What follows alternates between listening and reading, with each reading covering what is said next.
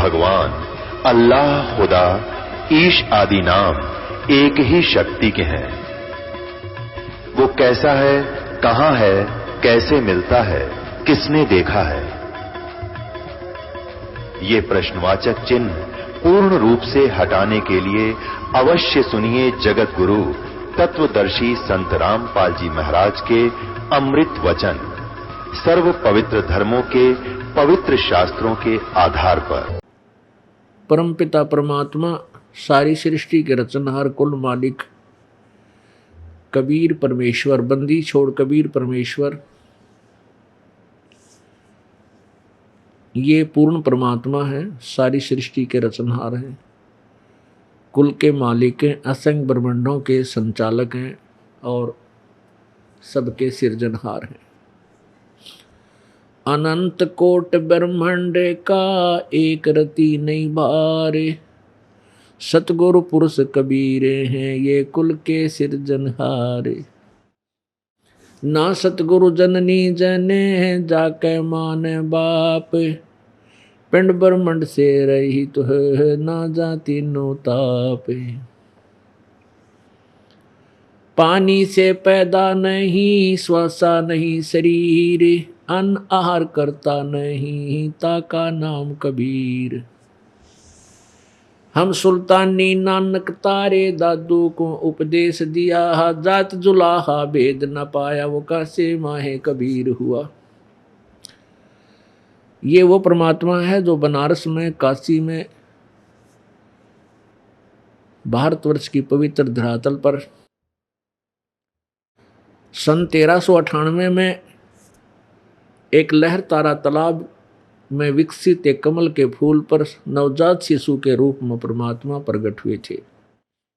वहां से नीरू और नीमा नाम का एक जुलाहा दंपत्ति परमेश्वर को अपने घर ले गया। वो निसंतान थे। लीला करते हुए प्रभु बालक रूप धारण किया। धीरे धीरे 5 वर्ष के बच्चे हुए। उसी समय से अपने तत्व ज्ञान का प्रचार ढोल के डंके पर करने लगे और बड़े बड़े विद्वान माने जाने वाले वो नकली ब्राह्मण और ऋषि गुरुओं को परमात्मा ने अपने तत्व ज्ञान से पछाड़ दिया। वो परमेश्वर हमें स्वयं ही तत्वदर्शी संत बनते हैं, स्वयं ही वह जगत गुरु होते हैं, स्वयं ही वह पूर्ण परमात्मा, पूर्ण ब्रह्म, परम अक्षर ब्रह्म होते हैं और स्वयं ही एक दास की भूमिका भी निभाते हैं। हमें उदाहरण पेश करते हैं कि एक भक्त को कैसे रहना चाहिए। परमात्मा मानव शरीर में प्राप्त हो सकता है। इसमें जाति मजहब का कोई विशेष प्रतिबंध नहीं है कि कोई जाति विशेष ही परमात्मा पा सकती है या अमीर व्यक्ति ही, पैसे वाले रिच मैन ही परमात्मा पा सकते हैं। नहीं, परमात्मा पाने के लिए मानव शरीर हो, पूर्ण संत आपको मिल जाए, आप मर्यादावत भक्ति करते हुए अमीर और गरीब, राजा और रंक, प्रजा सभी परमात्मा प्राप्ति कर सकते हैं, लेकिन मर्यादा में रह करके। आज सुबह के सत्संग में आप जी ने सुना कि कौन परमात्मा अविनाशी है, कौन परमात्मा नाशवान है, कौन भगवान। अब यहाँ शंका उत्पन्न हो जाती है, क्या भगवान अधिक हैं, क्या परमात्मा अनेक हैं? हाँ, परमात्मा यानी भगवान, प्रभु, स्वामी, ये अनेक हैं।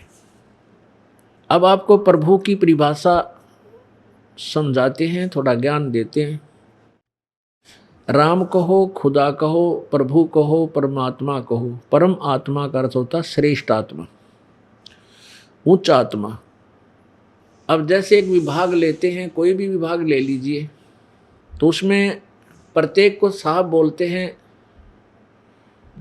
जैसे तहसीलदार साहब, एसडीएम साहब, डिप्टी कमिश्नर साहब, कमिश्नर साहब, मंत्री साहब और मुख्यमंत्री साहब, प्रधानमंत्री साहब, राष्ट्रपति साहब, ये सभी साहब कहलाते हैं।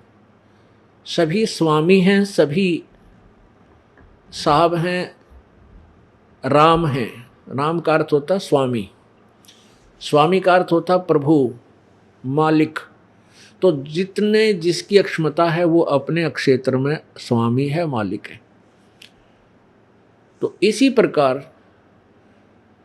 तीन लोक के राम हैं, ब्रह्मा विष्णु महेश, एक एक विभाग के स्वामी हैं। रजगुण विभाग के ब्रह्मा जी, सतगुण विभाग के विष्णु जी और तमोगुण विभाग के श्री शिव जी शंकर जी। और ब्रह्मा विष्णु महेश के पूज्य पिताजी हैं ज्योति निरंजन, जिसको ब्रह्म बोलते हैं। ब्रह्म, इसे अक्षर पुरुष भी बोला है गीता जी के अध्याय नंबर 15 के श्लोक नंबर 16 में। ये 21 ब्रह्मांड का राम है, 21 ब्रह्मांड का मालिक है, स्वामी है। और एक अक्षर पुरुष है जिसको परब्रह्म कहते हैं। ये 7 शंख ब्रह्मांड का स्वामी है। नील पद्म शंख, 7 शंख ब्रह्मांड का ये राम है, स्वामी है, मालिक है। और परम अक्षर ब्रह्म, परम अक्षर पुरुष अर्थात सत्य पुरुष, वो कबीर देव है। वो असंख्य ब्रह्मांड का मालिक है, इंक्लूडिंग ब्रह्म और परब्रह्म के सारे ब्रह्मांड। ब्रह्म और परब्रह्म अर्थात अक्षर पुरुष और अक्षर पुरुष के सभी ब्रह्मांड सहित और अन्य असंख्य ब्रह्मांडों का कुल मालिक, सबका संचालक, ओवरऑल कंट्रोलर, वो परम अक्षर ब्रह्म है। उनका वास्तविक नाम कबीर है और पद का नाम, उनका पोस्ट का नाम है सत्य पुरुष, परम अक्षर पुरुष या परम अक्षर ब्रह्म आदि आदि नामों से उनको उपमात्मक नामों से जाना जाता है। उस परमेश्वर ने अपनी महिमा और सर्व ब्रह्मांडों की जानकारी उस रचनहार ने स्वयं ही दी है। सुबह के सत्संग में आपने सुना था कि ब्रह्मा विष्णु महेश जी की क्या स्थिति है। ये भी नासवान और ब्रह्म भी नासवान और परब्रह्म भी नासवान। अब हमने अपने आप को अजर अमर सदा से के लिए मोक्ष मुक्त करवाना है तो किस परमात्मा की भक्ति करें जो हमें जन्म और मृत्यु से छुटवा सके, जो स्वयं ही जन्म और मृत्यु के अंदर हैं, जन्म और मृत्यु के कर्म चक्कर में स्वयं फंसे हुए हैं। तो हमें जन्म और मृत्यु से मुक्त कैसे करा सकते हैं। अब हमने सबसे पहले वो भगवान सेलेक्ट करना पड़ेगा, वो प्रभु सेलेक्ट करना पड़ेगा जिसकी हम भक्ति करें और उस भक्ति के करने से हमें यहाँ भी सुख हो, जो हमारे पाप कर्मों का नाश कर सके। पुण्यात्माओं, पुण्य से सुख होता है, पाप से दुख होता है। ये तो अंडरस्टूड है, सबको विदित है। कोई भी इंसान दुखी हो जाता है, वो स्वयं कहता है, पुण्यात्मा जो भगवान आत्मा होती है, भाई मेरे पाप गणे हैं, मेरे ऊपर रह रहकर जो आपत्तियां आ रही हैं, भाई मैंने घने बूढ़े कर्म कर रखे। ये तो आम व्यक्ति मानता है जो थोड़ा सा भी भगवान से डरने वाला है। और जो सुखी है उसके विषय में आम व्यक्ति का आग्रह, भाई घने बढ़िया कर्म कर रहा है। तो वो बूढ़े और अच्छे और बुरे वो कर्म किए कब थे, जो आज भोग रहा है वो कभी मानव शरीर में था और उस समय जिस पुण्यात्मा ने पुण्य कर दिए उनको आज सुख है, और जो पाप करके आया हुआ है वो आज जो कष्ट पे कष्ट उठा रहा है। तो पुण्यात्मा वो तो जो बना सो बना, पीछे तो हो लिया अनजानपने में, पाप भी कर लिए, अब बुरे किए या अच्छे किए। अब वर्तमान में हमें वो पाप भोगे हो रहे हैं, उनको हम दुख पा रहे हैं। तो उन पाप कर्मों का अब नाश हो जाए तो फिर क्या, जिस कारण से दुख था वो दुख ही दूर हो गया, फिर हम सुखी हो जाएंगे। अब पुण्यात्माओं, अभी तक जिस भी संत या महंत या ऋषि महर्षि की व्याख्या सुनी, वो यही कहते पाए कि वह किया हुआ कर्म प्रारब्ध अच्छे या बुरे ये तो भोगने ही पड़ते हैं, भोगने से ही अंत होता है, इनका कोई विकल्प नहीं है। अर्थात परमात्मा की साधना से पाप नाश नहीं होते। एक तरफ तो उनकी ये सिद्धांत है, ये थ्योरी है, और दूसरी तरफ वो ये कहते हैं वेदों में जो लिखा है वो सत्य है, वेदों में जो लिखा वो अटल है, वो सत्य है। तो पुण्यात्माओं, यदि वेदों में ही ये लिखा हो कि परमात्मा घोर पाप भी नाश कर सकता है, तो उन संतों ऋषियों और महर्षियों का जो सिद्धांत है तो वो क्या हुआ, वो दंत कथा हुई, वेद विरुद्ध हुई। तो वो अज्ञानी थे, उनको ज्ञान नहीं था, वेदों का ज्ञान नहीं था। उसके लिए आपको एक झलक दिखाते हैं। पुण्यात्माओं, इन सदग्रंथों को दास केवल पढ़ कर सुना रहा है, और उन संतों ऋषियों के अपने अनुभव की जो पुस्तकें हैं, जो उनके विचार हैं, वो भी पढ़ कर सुना रहा है, अपनी तरफ से कुछ नहीं मिला रहा। और उन दोनों को तुलनात्मक तरीके से आपके रूबरू करा रहा है। कई अनजान व्यक्ति सुनी सुनाई कह देते हैं कि रामपाल तो निंदा करता है लोगों की, दूसरे संतों की निंदा करता है। ये कभी नहीं हो सकता। इतना अनजान नहीं है रामपाल कि मैं किसी संत की या भगत की निंदा करूं। निंदा का जो फल है मुझे पता कितना भयंकर पाप लगता है, तो ऐसी गलती रामपाल नहीं कर सकता। हाँ, ये पुण्य का कार्य है, ये अवश्य करूंगा। जैसे एक समय किसी ने 500 के नोट नकली बना लिए,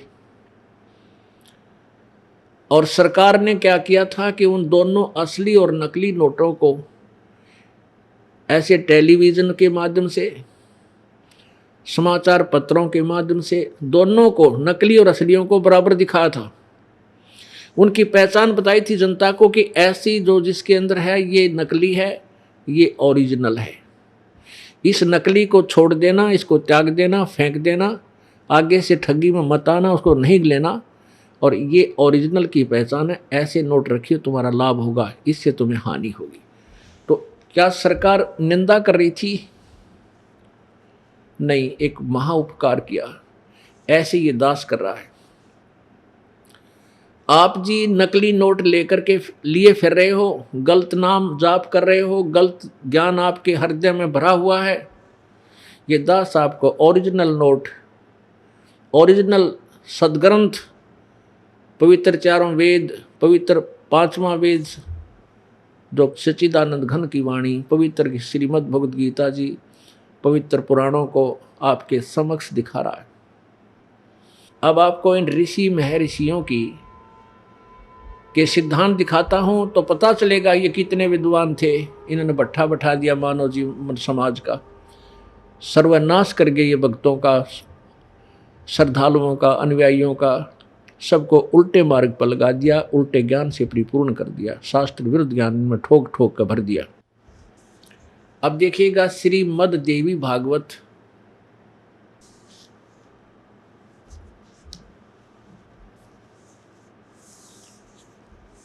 श्रीमद् देवी भागवत, संपादक हनुमान प्रसाद पोदार, चिमन लाल गोस्वामी, प्रकाशक में मुद्रक है गीता प्रेस गोरखपुर, गोविंद भवन कार्यालय कोलकाता का संस्थान। इसमें आपको इन देवताओं के गुरु बृहस्पति जी के विचार सुनाते हैं। ये देखिएगा, ये है 5वां स्कंद,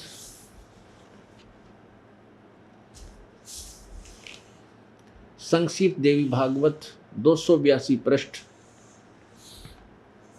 व्यास जी कहते हैं, देवराज इंद्र की बात सुनकर बृहस्पति जी कहने लगे, ये देवताओं के गुरु हैं बृहस्पति जी। अब 283 पृष्ठ पर हम अपने काम की चीज पढ़ेंगे।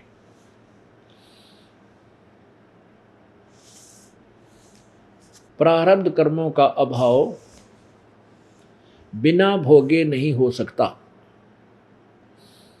यह स्पष्ट है। आर्य संपूर्ण देवता तुम्हारे सहायक हैं, तुम स्वयं भी बुद्धिमान हो, फिर भी जो होनी है वह होकर ही रहेगी, तुम उसे टाल नहीं सकते। ऐसी स्थिति में सुख और दुख की चिंता में नहीं पड़ना चाहिए। महाभाग, सुख और दुख ये दोनों कर्म से पुण्य एवं पाप के अक्षय के सूचक हैं। अतएव विद्वान पुरुषों को चाहिए कि वे सुख के अभाव में भी सर्वथा आनंद ही अनुभव करें। अतएव महाराज, इस अवसर पर सुयोग्य मंत्रियों से परामर्श लेकर विधि पूर्वक यत्न करने में कटिबद्ध हो जाओ। यत्न करने पर भी जो होनहार होगा वह तो सामने आएगा ही।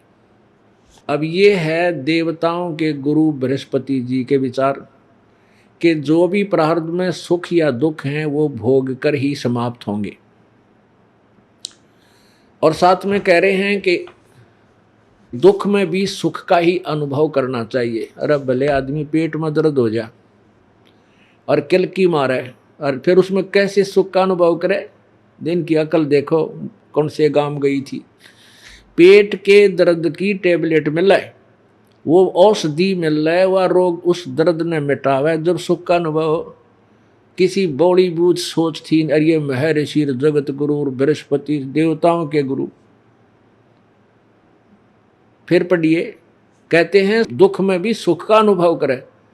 अरे सुख में तो हो जा, पर दुख में क्यों करो। दुख का तो कोई समाधान हो जब तो सुख में परिवर्तित होगा।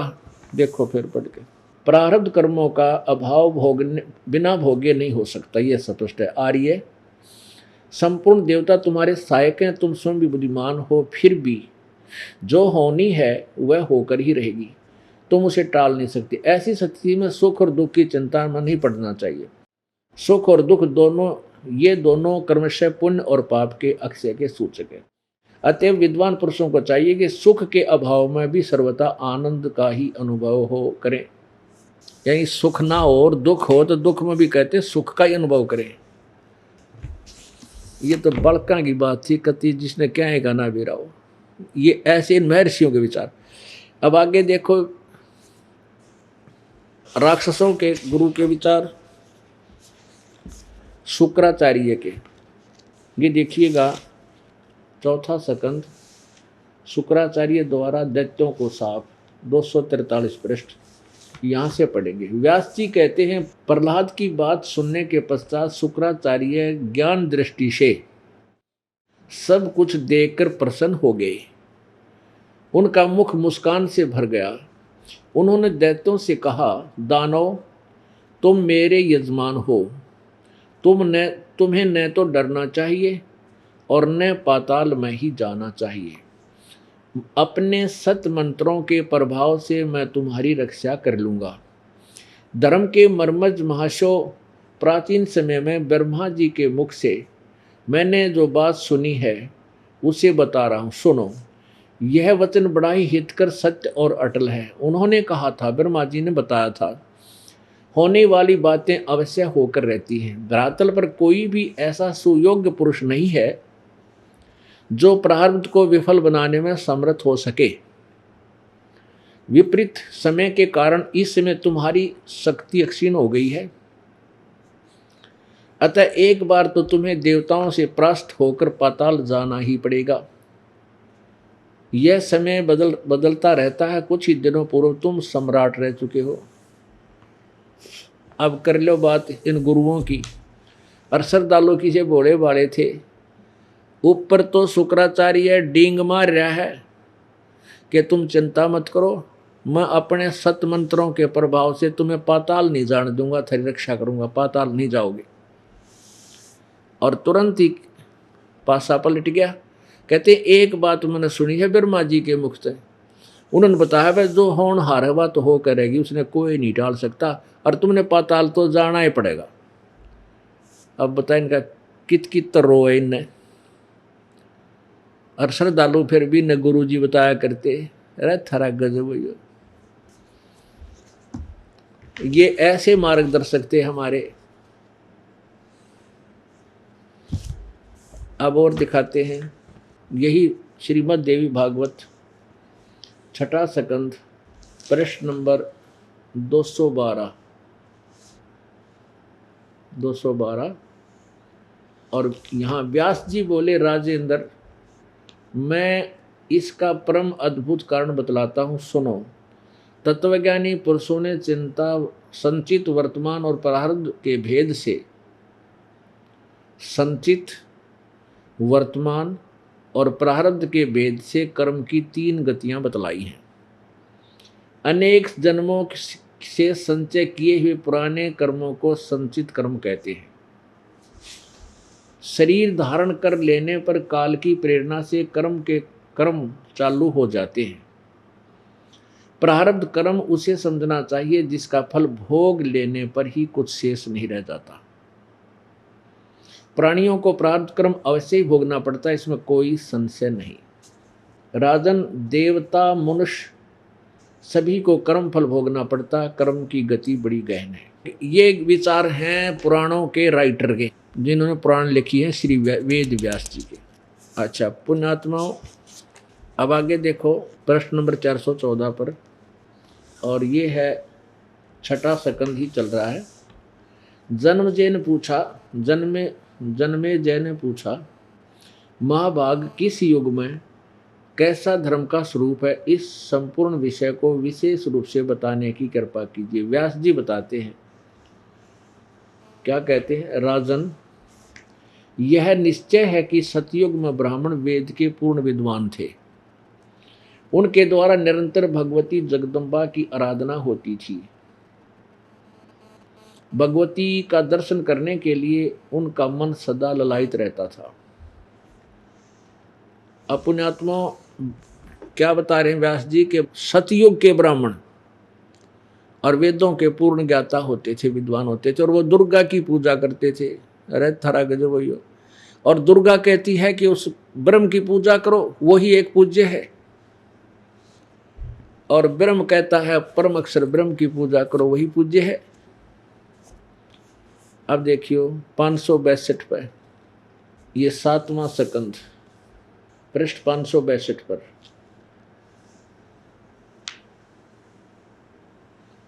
देवी के द्वारा हिमालय को ज्ञानोपदेश, ब्रह्म स्वरूप का वर्णन। देवी जी कहने लगी, पर्वतराज, यहां देखिए उस देवी इस प्रकार योगियों तो ये तो अपने बारे में बताती है, उस ब्रह्म का क्या स्वरूप है यह बतलाया जाता है, जो प्रकाश रूप सबके अत्यंत समीप में स्थित हृदय रूप गुहा में स्थित होने के कारण गुहाचर नाम से प्रसिद्ध है, और महान पद अर्थात परंपरा पे है।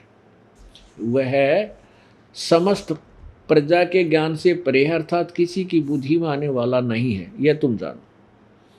जो परम प्रकाश रूप है, जो सूक्ष्म से भी अत्यंत सूक्ष्म है, जिसमें संपूर्ण लोक और उन लोकों में निवास करने वाले प्राणी स्थित हैं, वही अक्षर ब्रह्म है। वह सबके प्राण है, वही सबकी वाणी है, और वही सबके मन है।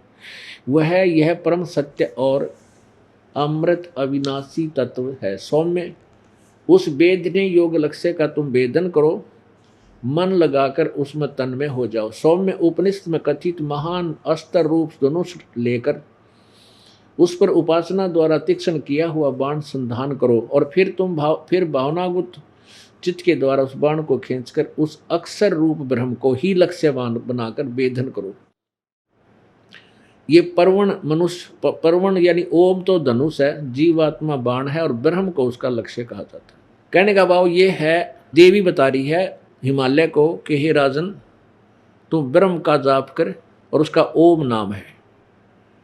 ओम का जो है ये तेरा धनुष है, जीवात्मा बाण है, और वो ब्रह्म तेरा उद्देश्य है, उसकी प्राप्ति कर। आगे देखो, ये हमने पढ़ लिया, 263 पर चल रहे, 563 पृष्ठ पर। उस एकमात्र परमात्मा को ही जाने, दूसरी बातें सब छोड़ दो, सब बातें छोड़ दो, यानी और पूजा नहीं करनी, मेरी भी नहीं करनी, ब्रह्म की करनी है। यही पर अमृत रूप परमात्मा के पास पहुंचने का पुल है, संसार समुद्र से पार होने का। इस अंतर्यामी रूप से वर्तमान है।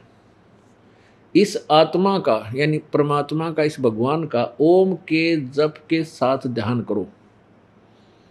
और इससे अज्ञान में अंधकार से सर्वथा परे और संसार समुद्र से पार जो ब्रह्म है उसके पास, उसको पा जाओगे, तुम्हारा कल्याण हो। और वो कहाँ रहता है? वह यह सबका आत्मा ब्रह्म लोक रूप दिव्य आकाश में स्थित है। अब पुण्यात्माओं, अब कौन है विद्वान और कौन अविद्वान, ये निर्णय करेंगे इस सत्संग के अंदर। अब आपको और दिखाते हैं। परमात्मा कहते थे बंदी छोड़, कबीर जी पहले से ही अपनी अमृतवाणी में लिखा, मेरे साथ दो भाई मन सब जग भूला पाया, किसी को भी तत्व ज्ञान नहीं है। तीन लोक और भवन चतुर्दश कोई नहीं सत्संगी।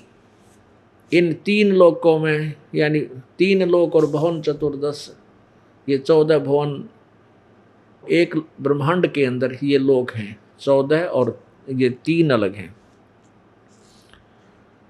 इनमें कहते हैं कोई भी सत्संगी नहीं है। सत्संगी माने यथार्थ ज्ञान से परिचित, जो सत्य पर आधारित हो। ना ब्रह्मा जी को ज्ञान, ना विष्णु जी को ज्ञान, ना दुर्गा को ज्ञान, ना शिव जी को ज्ञान, ना ब्रह्म को पूर्ण ज्ञान। वो खुद कहता है गीता ज्ञान देते समय और वेदों का ज्ञान देते समय ब्रह्म कहता है वो पूर्ण परमात्मा के बारे में जानकारी कोई तत्वदर्शी संत देगा, उनसे पूछो। अब आपको ब्रह्मा विष्णु महेश जी का ज्ञान दिखाते हैं, वो कितने विद्वान थे। ये देखिएगा पहला स्कंध और पृष्ठ नंबर 28 पर। नारद जी ने कहा, महाभाग व्यास जी, तुम इस विषय में जो पूछ रहे हो ठीक यही प्रश्न मेरे पिताजी ने भगवान श्री हरि से किया था, विष्णु जी से। देवाधिदेव भगवान जगत के स्वामी हैं, लक्ष्मी जी उनकी सेवा में उपस्थित रहती हैं, 4 भुजाएं हैं, वे चराचर जगत के आश्रयदाता, जगत गुरु देवताओं के देवता। ऐसे जगत प्रभु भगवान श्री हरि विष्णु जी महान तप कर रहे थे, उनकी समाधि लगी थी। यह देखकर मेरे पिता ब्रह्मा जी को बड़ा आश्चर्य हुआ। अतः उन्होंने उनसे जानने की इच्छा प्रकट की। ब्रह्मा जी ने पूछा, प्रभु आप देवताओं के अध्यक्ष, जगत के स्वामी, भूत भविष्य एवं वर्तमान सभी जीवों के एकमात्र शासक हैं। भगवान फिर आप क्यों तपस्या कर रहे हैं और किस देवता की आराधना में ध्यान मगन है? मुझे असीम आश्चर्य तो यह हो रहा है कि आप देवेश्वर एवं सारे संसार के शासक होते हुए भी समाधि लगाए बैठे हो। ब्रह्मा जी के विनत वचन सुनकर भगवान श्री हरि यानी विष्णु जी उनसे कहने लगे, ब्रह्मन सावधान होकर सुनो, मैं अपने मन का विचार व्यक्त करता हूँ। देवता, दानव और मानव सब यही जानते हैं कि तुम सृष्टि करते हो, मैं पालन करता हूँ और संकर संहार किया करते हैं। किंतु फिर भी वेद के पारगामी पुरुष अपनी युक्ति से यह सिद्ध करते हैं कि रचने, पालने और संहार करने की यह योग्यता जो हमें मिली है, इसकी अधिष्ठात्री देवी शक्ति देवी है। ब्रह्मा जी, हम सभी उस शक्ति के सारे ही अपने कार्यों में सदा सफल होते आए हैं। सुवर्त प्रत्यक्ष और परोक्ष दोनों उदाहरण मैं तुम्हारे सामने रखता हूं, सुनो।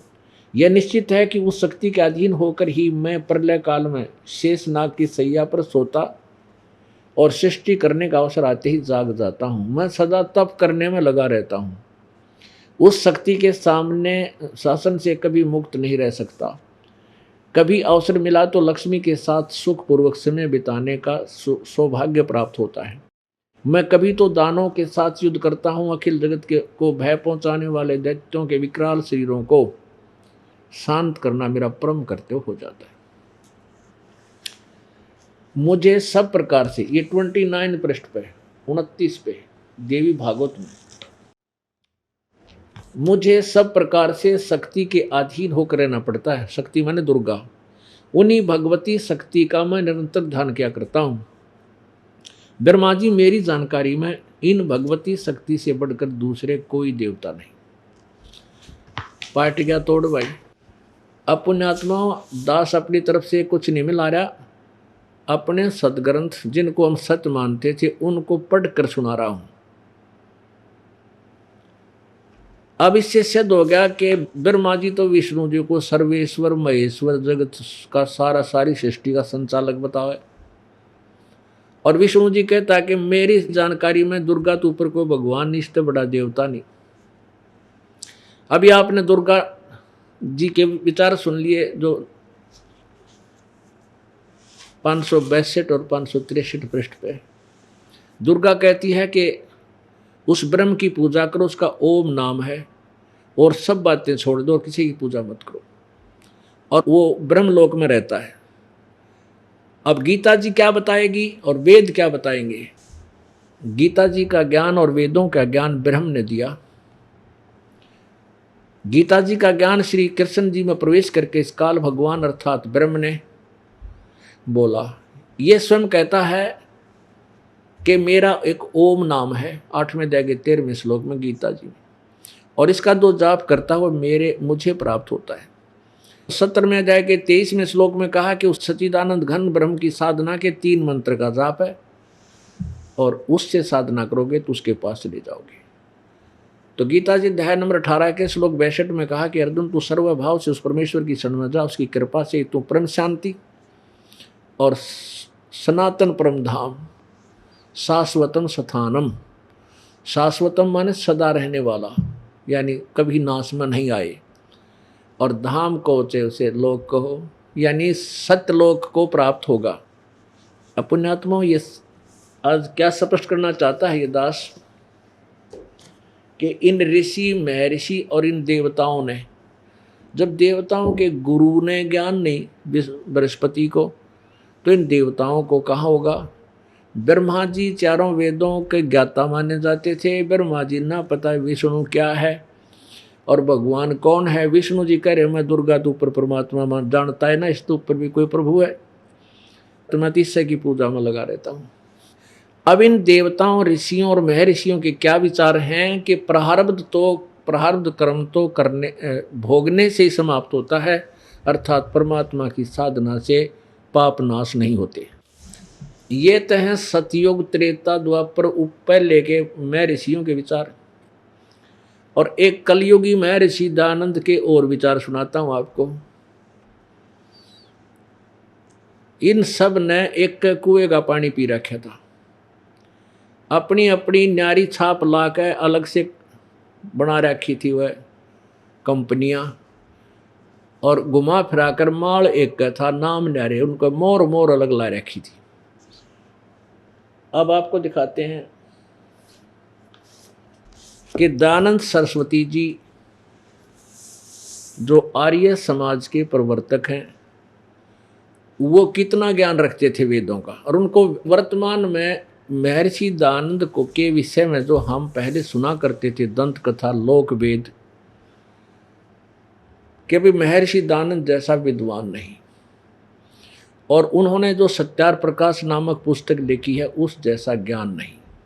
बड़े विद्वान थे, वेदों के अर्थ समाधि लगा करके जाना करते थे, और फिर वेदों के अर्थ सरलार्थ किए, उसी के आधार से उन्होंने सत्यार्थ प्रकाश की रचना की। जब हमें ज्ञान नहीं था, प्रत्येक से एक ही विचार सुनते थे, सभी यही कहते थे, तो हम इनके ऊपर बड़े आसक्त थे। बड़े महात्मा हो, बड़े महापुरुष हुए, बड़े विद्वान हो, यानी दंत कथा सुनी सुनाई बातों से हम इनको महर्षि माना करते थे, और इनके अंदर एक विशेष आस्था थी। जब हमारा मोतियाबिंद का ऑपरेशन हो गया, अज्ञान हट गया, जब हमें तत्व ज्ञान हुआ, फिर अपनी आंखों से देखा सत्यार प्रकाश जैसा घटिया ग्रंथ इस पृथ्वी पर नहीं देखा मैंने। इस जैसा कति बेहुदा ज्ञान की कोई आधार नहीं किसी भी प्रकार का। इस दास ने इसको गहनता से तो इसलिए पढ़ा था कि विद्वान द्वारा लिखा हुआ ग्रंथ है, हो सकता है इसमें कुछ सहयोग मुझे मिल जाए अपने कबीर परमात्मा के प्रचार के लिए। वेदों का ज्ञान भी समर्थन करे भगवान की वाणी का, तो गदगद हो जाऊंगा और जनता जल्दी मान जाएगी कि ये सत्यार प्रकाश में भी लिखा है, कबीर साहब भी यही बताते हैं। तो जब सत्यार प्रकाश को गहनता से पढ़ा तो ये तो सारा ही अड़ंगा में रखा है इसमें। वेदों के सारा वेदों के विपरीत कोई भी थ्योरी वेद अनुकूल नहीं है। अब मुझे बड़ा समस्या ही, मैं कहा वही भी कोई किसी को ये कहूँगा कि मैं ऋषि दानंद ने वेदों का ज्ञान नहीं, तो वह कोई नहीं सुने मेरी बात को। पर ना सुने तो ना सुनो, मेरा कर्तव्य है अगले को कहने का कि मारा गलत है, इधर मत जा तब पड़ कुएं में, ना मानता था जा। अब प्रसंग चल रहा है कि सभी ने एक ही बात कही है कि परमात्मा पाप नाश नहीं करता, अर्थात प्रारब्ध में जो दुख लिखा है वो भोगना ही पड़ेगा। इसका बिल्कुल क्लियर समर्थन कर रहे हैं महर्षि दयानंद सरस्वती जी। देखिएगा, यह है सत्यार्थ प्रकाश।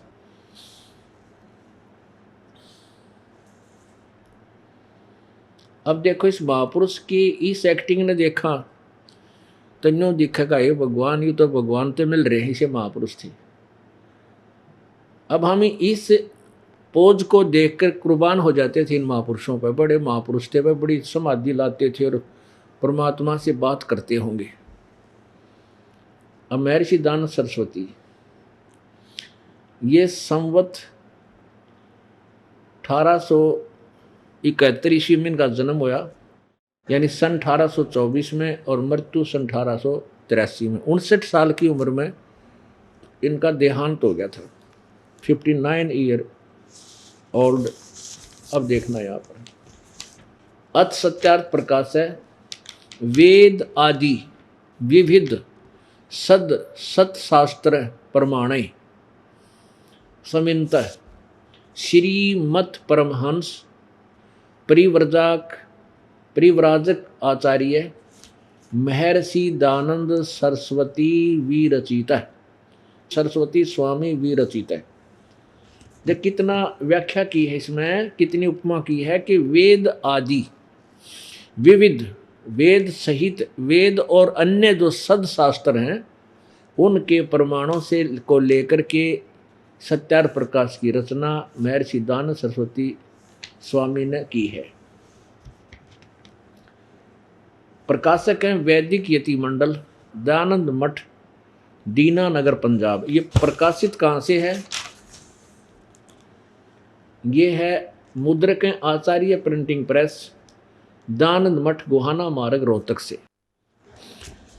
इसके 7वें समोल्लास में, इसमें 7वें समोल्लास में किसी ने प्रश्न किया। अब इसमें थोड़े से ही इस सत्यार्थ प्रकाश के पठन पाठन से आपको इसकी कई कमजोरियों का पता लग जाएगा। ये देखिएगा, अथ सप्तम समोल्लास है, यानी 7वां समोल्लास 151 पृष्ठ से प्रारंभ हुआ, ये 150 है। यहाँ किसी ने प्रश्न किया कि वेद में अनेक पर ईश्वर अनेक हैं, इस बात को तुम मानते हो वा नहीं? उत्तर, स्वामी जी कहते नहीं मानते, क्योंकि चारों वेदों में कहीं यह नहीं लिखा जिससे अनेक ईश्वर सिद्ध हों, किंतु यह तो लिखा है कि ईश्वर एक है। अब आइए प्रथम समोल्लास में, ये प्रथम समोल्लास देखिए 15 पृष्ठ पे। इसमें क्या कहा है कि सबसे बड़ा होने से ईश्वर का नाम ब्रह्म है, यानी ब्रह्म कहो चाहे ईश्वर कहो। अंडरस्टूड है कि ब्रह्म सबसे बड़ा होने से ईश्वर का नाम ब्रह्म है, ब्रह्म कहो चाहे ईश्वर कहो, ठीक है। अब आ जाओ 7वें समोल्लास पर। ये यहाँ पूछा किसी ने कि क्या तुम मानते हो कि ईश्वर, वेद में ईश्वर अनेक है, इस बात को तुम मानते हो? नहीं। महर्षि जी से प्रश्न किया किसी ने। स्वामी जी उत्तर दे रहे हैं कि नहीं मानते, क्योंकि चारों वेदों में कहीं यह नहीं लिखा जिससे अनेक ईश्वर सिद्ध हों, किंतु यह तो लिखा है कि ईश्वर एक है, यानी ब्रह्म एक है। स्वामी जी कहते हैं ये कहीं नहीं लिखा कि अनेक ब्रह्म हैं, ईश्वर कहो चाहे ब्रह्म कहो, उन्हीं के शब्दों में। अब आइए 154 पृष्ठ पे, 7वां समोल्लास है, पृष्ठ नंबर 154, सत्यार्थ प्रकाश और सप्तम समोल्लास। 154 पृष्ठ पे किसी ने पूछा कि ईश्वर साकार है व निराकार? उत्तर स्वामी दयानंद जी का कि निराकार।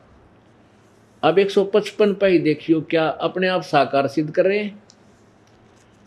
प्रश्न, किसी ने प्रश्न किया कि परमेश्वर की स्तुति प्रार्थना उपासना करनी चाहिए व नहीं। उत्तर स्वामी दयानंद जी का, करनी चाहिए। प्रश्न, क्या स्तुति आदि करने से ईश्वर अपना नियम छोड़ स्तुति प्रार्थना करने वाले का पाप छुड़ा देगा, यानी पाप नाश कर देगा, पाप छुड़ा देगा? उत्तर स्वामी जी का, नहीं। प्रश्न, तो फिर स्तुति प्रार्थना क्यों करना, फिर किस लिए करें भाई? भक्ति भगवान की। जब पाप ना छूटे दुख नहीं मिटे, पाप नहीं छूटे तो दुख नहीं मिटे। उत्तर स्वामी जी का, उनके करने का फल अन्य ही है। प्रश्नकर्ता ने पूछा फिर क्या फल है? स्वामी जी ने उत्तर दिया, सुनियोगा ध्यान से। आहा, स्वामी दयानंद जी उत्तर दे रहे हैं, स्तुति से ईश्वर में प्रीति, उसके गुण कर्म स्वभाव से अपने गुण कर्म स्वभाव का सुधरना, प्रार्थना से निरअभिमानता उत्साह और सहाय का मिलना, उपासना से परब्रह्म से मेल और उसका साक्षात्कार होना। अब पुण्य आत्माओं, अब विचार करके देखो, परब्रह्म से मेल। अब स्टार्ट में 151 पृष्ठ पे तो कह रहे हैं कि वेद में कहीं नहीं लिखा कि कोई अनेक ब्रह्म हो, यह तो लिखा कि ब्रह्म एक है। और परब्रह्म का क्या अर्थ होता है? स्वयं लिख रहे हैं, परब्रह्म यानी नेक्स्ट ब्रह्म। परब्रह्म, एक तो दादा, एक परदादा, दूसरा। परब्रह्म माने दूसरा, दूसरा भगवान। अब एक तो ब्रह्म और एक परब्रह्म, दो तो आप पे लिख रहे अपनी कलम से, अपने सिद्धांत को आप ही कैंसिल करें। खुद मानते हैं कि मैं नहीं मानता, वेद में कितने अनेक ब्रह्म लिखे हैं, और स्वयं कह रहा है कि उपासना करने से परब्रह्म से मेल और उसका साक्षात्कार हो जाना। जय हो मैं ऋषि दयानंद की। रे तेरा गजब भैया, खा लिया खून इसे ऋषिया ने, इन डबो रखा सारा जगत। अब देखो, आप अपनी थ्योरी फेल कर दी। और 154 पे कह रहे हैं भगवान निराकार, और 155 पे कह रहे हैं उपासना से उसका साक्षात्कार हो जाए। अरे साक्षात्कार तो साकार का होता है, निराकार से साक्षात्कार क्या होना? अच्छा, ये बात रहेगी कि स्तुति तो पाप नहीं छूटते। दो तो कैंसिल होगी इनकी थ्योरी कि अनेक भगवान नहीं, अनेक ब्रह्म नहीं है, और वेद आप अनेक भी सिद्ध कर रहे हैं, परब्रह्म से मेल। दूसरा सिद्धांत ये फेल हो गया कि वो परमात्मा को निराकार कहते, आप पे साक्षात्कार लिख रहे, साकार का साक्षात्कार होता है। अब तीसरा फेल करेंगे, वेद। दो तीन अपनी कैंची ताप पे काट लिए, अपने दाव ताप पे गिर गए। और तीसरा कि पाप अक्षमा नहीं होते। पुण्यात्मा एक मोटी सी बात है। स्वामी जी कह रहे हैं कि भाई पाप उपासना करते हैं, साधना करने से परमात्मा अपने भगत के पाप नहीं छुड़वाता। तो क्या करता है? उसके और फल हैं। और फल क्या है? कि उपासना से परब्रह्म से मेल और उसका साक्षात्कार होना। एक तो जिसके पाप नहीं कटे वो पापी आत्मा। यदि पापी आत्मा भगवान से मिल लेगा तो फिर भगवान की भक्ति की आवश्यकता क्या रहेगी? दूसरा आप उदाहरण देखिएगा कि जैसे कोई साबुन विक्रेता और बहुत बड़ा बोर्ड ला रखा है कि साबुन विक्रेता, और उससे कोई कहता भी साबुन है तेरे पास? हाँ बोलो। क्या साबुन कपड़े के मैल छुड़वा देता है? और वो विक्रेता ने वो कहा कि नहीं, साबुन कपड़े के मैल नहीं छुड़वाता, मैल नहीं काटता। तो क्या करता है? कपड़े को मजबूत कर देता है। तो क्या उस व्यक्ति ने कभी जिंदगी में साबुन देखा है या कभी प्रयोग किया है? नहीं, नेवर। नहीं तो ये शब्द कैसे कहे कोई? अब पुण्यात्माओं, किसी ने बहुत बड़ा बोर्ड लगा रखा है वैद्य का, डॉक्टर का, और उस डॉक्टर के पास कोई जाता है और कहता है जी क्या आपकी औषधि खाने से रोग नाश हो जाएगा? और वो ने कहा नहीं भाई, रोग औषधि खाने से रोग नहीं कट सकता। तो क्या और क्या लाभ होगा? कि पहलवान बन जाएगा। क्या वो वैद्य हो सकता है? वो तो डफरमैन है, वो ना वैद है, वो तो कति नीम हकीम है। तो ऐसा सिद्धांत था इस महर्षि दयानंद का। क्या इसने कभी भगवान से परिचित हुआ हो? इसको कैख भी ज्ञान नहीं था भक्ति का। अब वेद प्रमाण देंगे आपके समक्ष। यजुर्वेद अध्याय नंबर 8 के श्लोक नंबर 13 में 6 बार लिखा है कि परमात्मा दान देने वाले के पाप नाश कर देता। परमात्मा अपने पाप करो, चाहे कोई कैसे भी पुण्य करो, भक्ति करने वाले के, चाहे बाप करो, चाहे बेटा करो, चाहे स्वयं करो, चाहे कोई भी करो, और घोर पाप को भी परमात्मा नाश कर देता है।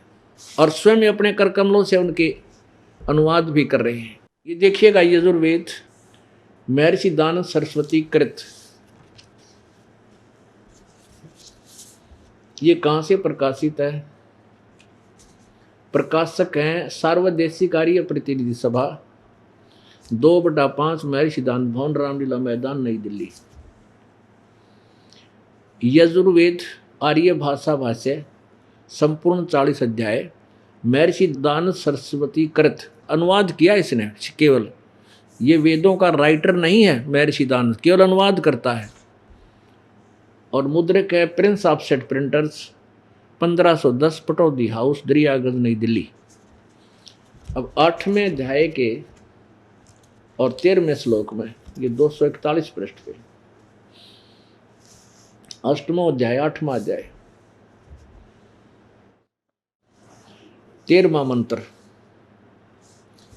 देव कर्तस्य एनस्य अवजनम असि, अवजनम असि, मनुष्य कर्तस्य एनस्य अवजनम असि, पितर कर्तस्य एनस्य अवजनम असि। यानी इसका सारा विवरण लिखा। तो इसका यहाँ अनुवाद किया इन्होंने, स्वामी जी ने, 242 पृष्ठ पर, यजुर्वेद भाषा भाष्य।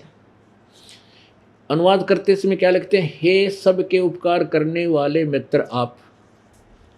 अब न्यों उलझा रखा था सारा संसार, इतने इतने पढ़े लिखे इस वेदों को लिए बैठे हैं और किसी ने ये नहीं पता इसमें लिखा के है। न इस सत्यार प्रकाश ने पढ़ा, किसी ने इस दास ने पढ़ाया।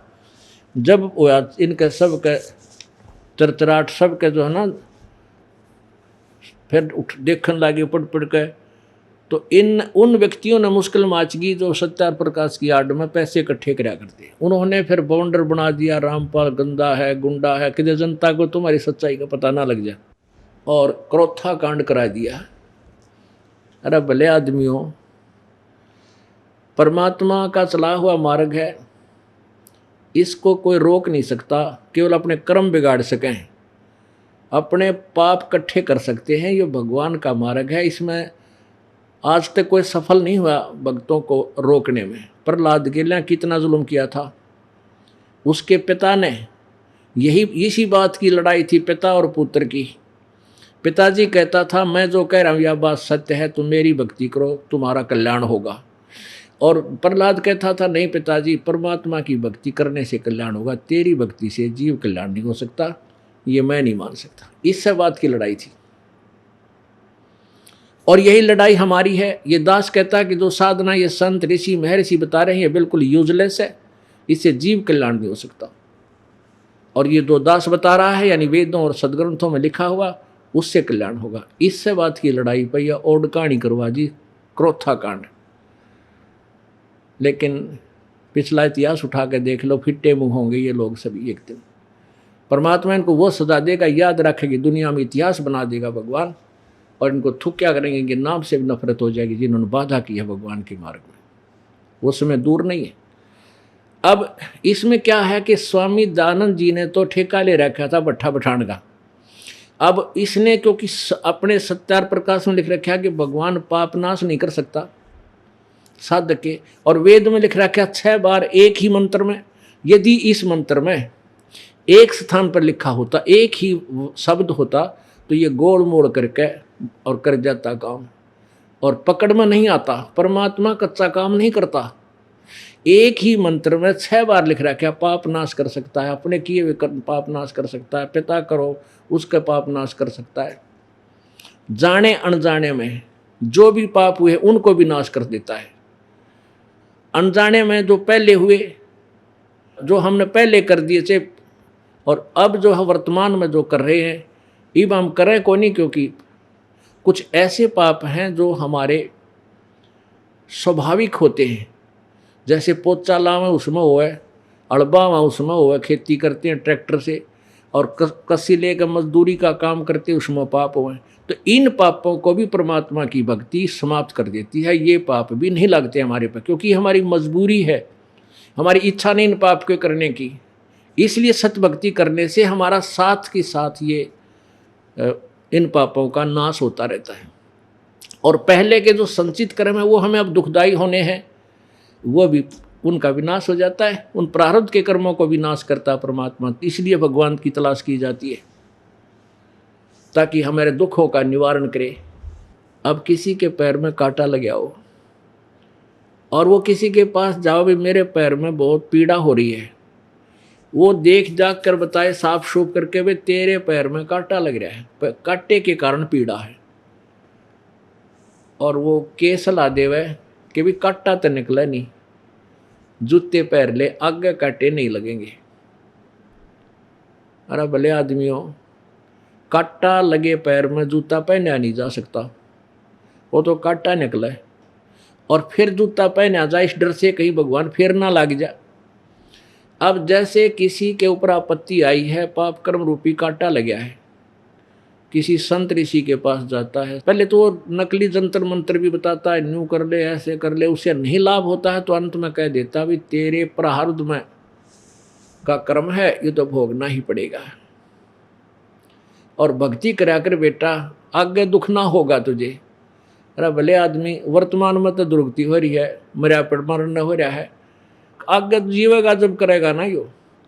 अब समझो ऐसा ही वो विधान है कि जैसे किसी के पैर में कांटा लग रहा हो और के कांटा तो निकला नहीं, और जूते पहन ले बेटा, फिर आगे कांटे ना लगेंगे। अरे पहले कांटा निकला और फिर जूता पहने, यानी पहले पाप कर्म रूपी कांटा निकला है, फिर वो राम नाम का जूता इस डर से पहनेगा वो प्राणी है भगवान, कदे फिर बिजली ना गिर जा, कहीं फिर ना वो आपत्ति आ जाए, वो कभी नहीं निकाले जूता ने, यानी कभी राम नाम ना नहीं छोड़ेगा।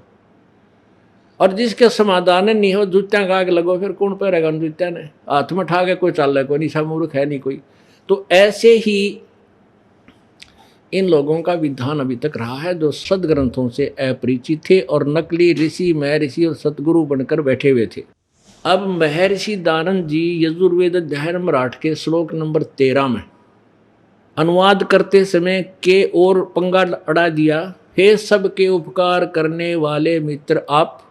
अब पढ़ने वाला न सोचेगा कि महर्षि दानंद ने जो छुरी बताई है, परमात्मा पाप नहीं काट सकता। और यहाँ लिख रहा क्या है, सबके उपकार करने वाले मित्र, तुम दान करने वाले के पाप नाश कर देते हो। तो पढ़ने वाला न सोचेगा मित्र के बारे में लिख रखा है परमात्मा के, तो आगे चल पड़ता है, वो ध्यान नहीं देता, क्योंकि उसके हृदय में सत्यार प्रकाश का अज्ञान समाया हुआ होता है।